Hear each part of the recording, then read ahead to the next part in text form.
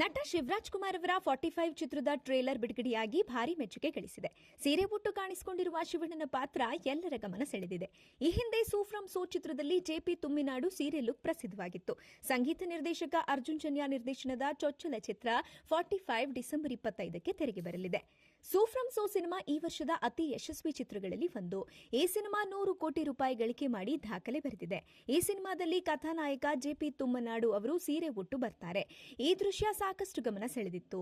ಈಗ ಕನ್ನಡದ ಖ್ಯಾತ ನಟ ಶಿವರಾಜ್ ಕುಮಾರ್ ಅವರು 45 ಚಿತ್ರಕ್ಕಾಗಿ ಇದೇ ರೀತಿಯ ಅವತಾರ ತಾಳಿದ್ದಾರೆ. ಈ ಸಿನಿಮಾದ ಟ್ರೇಲರ್ ರಿಲೀಸ್ ಆಗಿ ಗಮನ ಸೆಳೆದಿದೆ.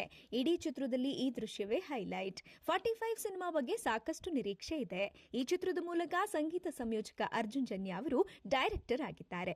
ಅವರು ಪ್ರಥಮ ಸಿನಿಮಾದಲ್ಲೇ ಗೆಲ್ಲುವ ಸೂಚನೆ ನೀಡಿದ್ದಾರೆ. ಈ ಚಿತ್ರದ ಟ್ರೇಲರ್ ಅದ್ಭುತವಾಗಿ ಮೂಡಿಬಂದಿದೆ. ಹುಟ್ಟು ಹಾಗೂ ಸಾವಿನ ನಡುವಿನ ಕಥೆ ಇದು ಎಂದು ಹೇಳಲಾಗ್ತಿದೆ. ಎಲ್ಲವೂ ಅಂದುಕೊಂಡಂತೆ ನಡೆದಿದ್ರೆ ಆಗಸ್ಟ್ ತಿಂಗಳಲ್ಲೇ 45 ಸಿನಿಮಾ ರಿಲೀಸ್ ಆಗಬೇಕಿತ್ತು. ಆದರೆ ಗ್ರಾಫಿಕ್ಸ್ ಕೆಲಸಗಳ ಕಾರಣಕ್ಕೆ ಸಿನಿಮಾದ ರಿಲೀಸ್ ದಿನಾಂಕ ಮುಂದಕ್ಕೆ ಹೋಗಿತ್ತು. ಈಗ ಟ್ರೇಲರ್ ನೋಡಿದವರಿಗೆ ಅದು ಸ್ಪಷ್ಟವಾಗಿದೆ. 45 ಚಿತ್ರದ ಟ್ರೇಲರ್ ಉದ್ದಕ್ಕೂ ಗ್ರಾಫಿಕ್ಸ್ ಹೈಲೈಟ್ಸ್ ಆಗಿದೆ. ಡಿಸೆಂಬರ್ 25ರಂದು ಸಿನಿಮಾ ತೆರೆಗೆ ಬರ್ತಿದೆ.